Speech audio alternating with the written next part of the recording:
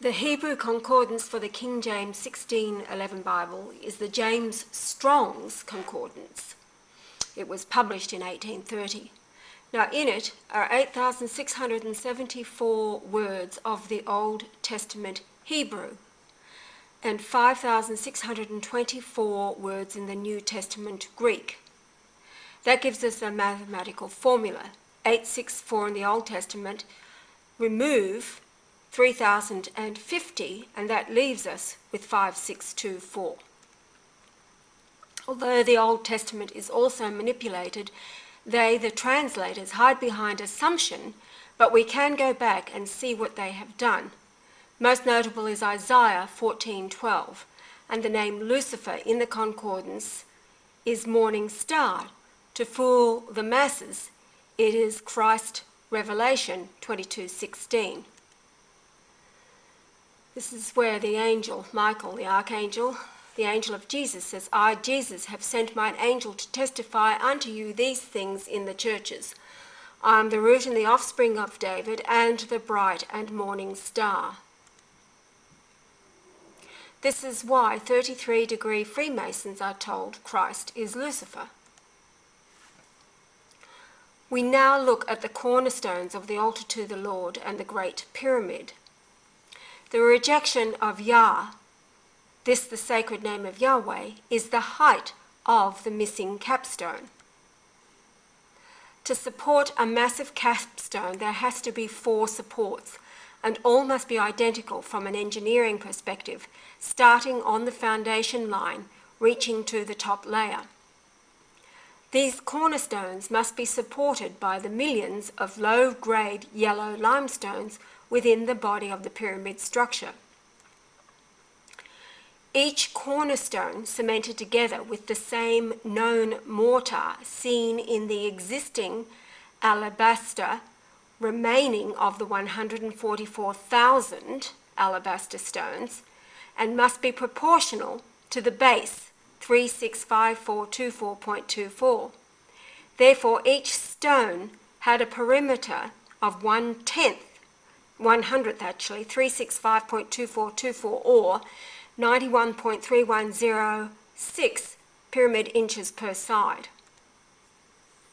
From these proportions, we can calculate and lay them out to number 202 per corner.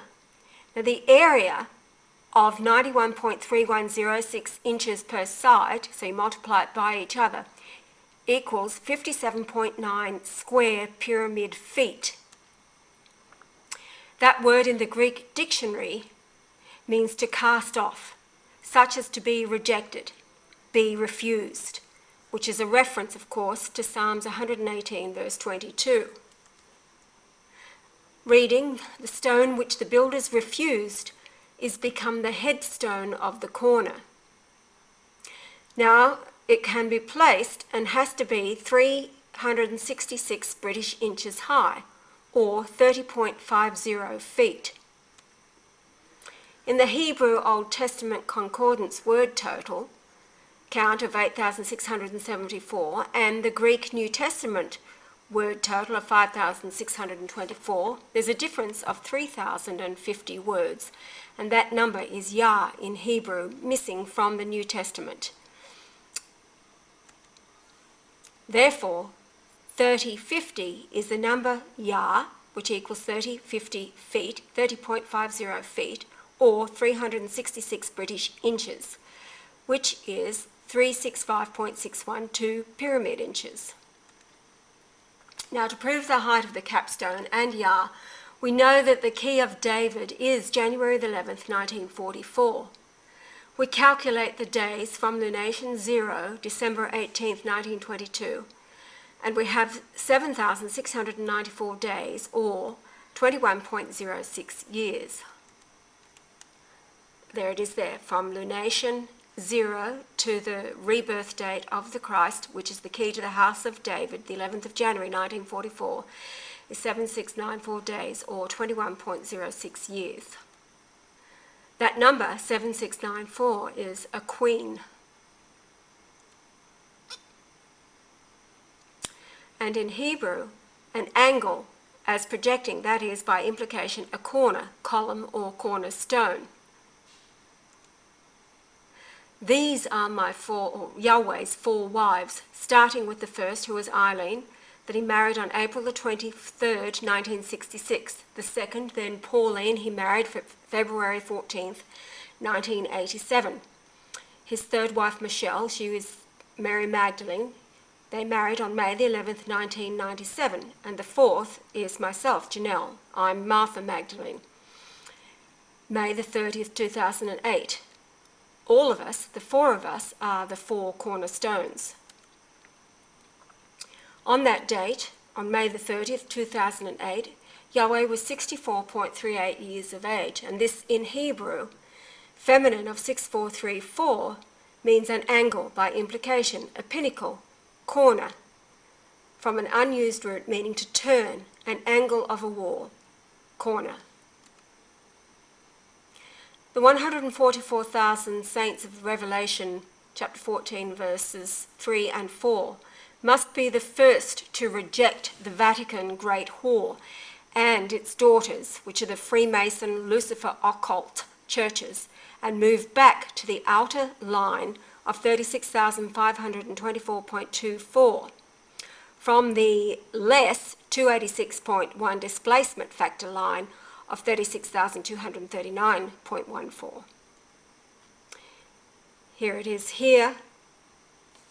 So this is the displacement factor here. They must move forward out to the fullness of the base of the pyramid.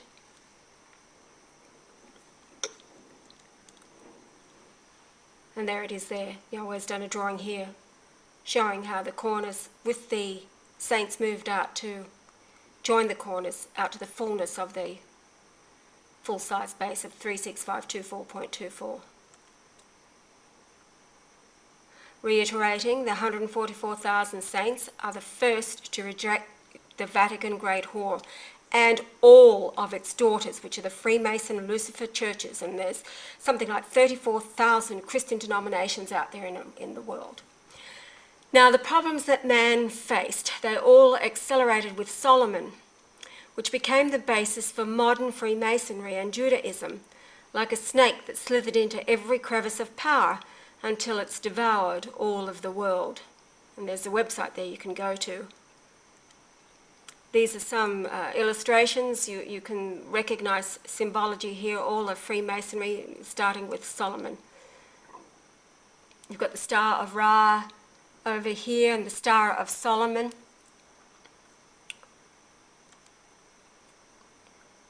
And the Trinity with the beam of light causeway on the temple in Nashville, Tennessee.